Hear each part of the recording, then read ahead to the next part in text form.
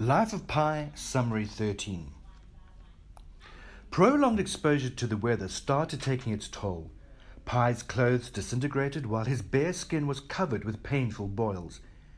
He found it hard to cope with damaged skin, as constant wetness and salty water were slowing down the healing process. Nevertheless, Pi was determined not to give up.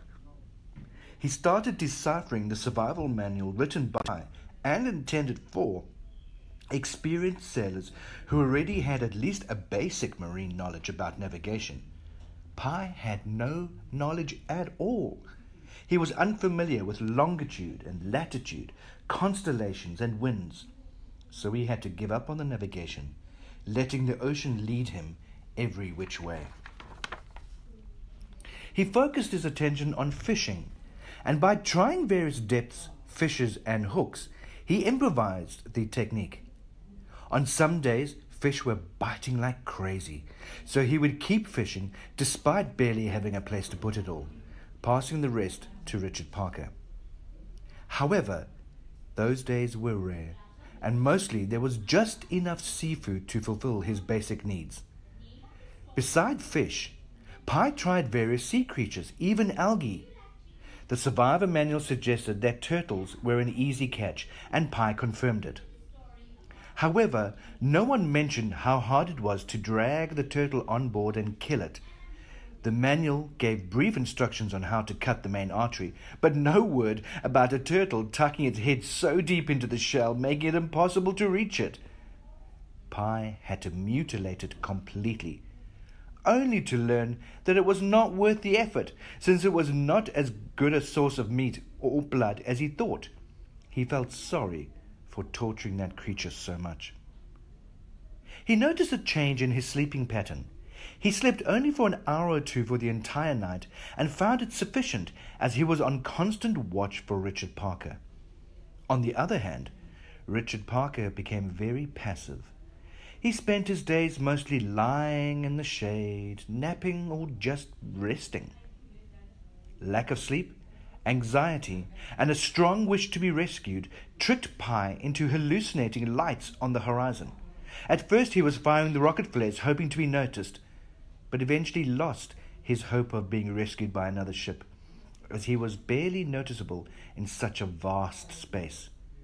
He convinced himself that no one would save him unless he did that on his own. Besides, Richard Parker was an issue again.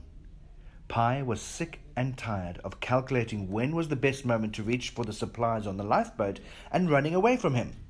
He had to make the lifeboat his own territory at all costs. Something had to be done. To carve out his own territory, Pi came up with a new plan. He would choose a calm, sunny day when waves were small but regular. Then he would stream the sea anchor to make the boat stable and comfortable, and then start provoking the tiger. The idea was to provoke the animal so much that it moved from its territory towards neutral or Pi's territory. With the constant eye contact and outraged behavior, the result would be visible. After it enters Pi's territory, Pi would start blowing the whistle and immediately tip the sea anchor. The agitated tiger would become seasick and would probably associate seasickness with the sound of a whistle. Therefore, with every blow of the whistle, it would run in the furthest part of its territory, allowing Pi to dwell on the lifeboat. But things weren't so smooth when put into practice. Richard Parker got so aggressive that he slapped Pi's shield, sending Pi into the ocean. Pi did not blame the tiger for his actions.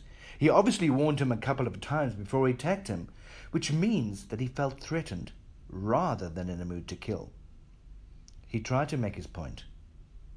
It was time for Pi to make his own point. So he took a whistle and blew his whistle as hard as he could. Richard Parker moaned and gasped at the bottom of the boat.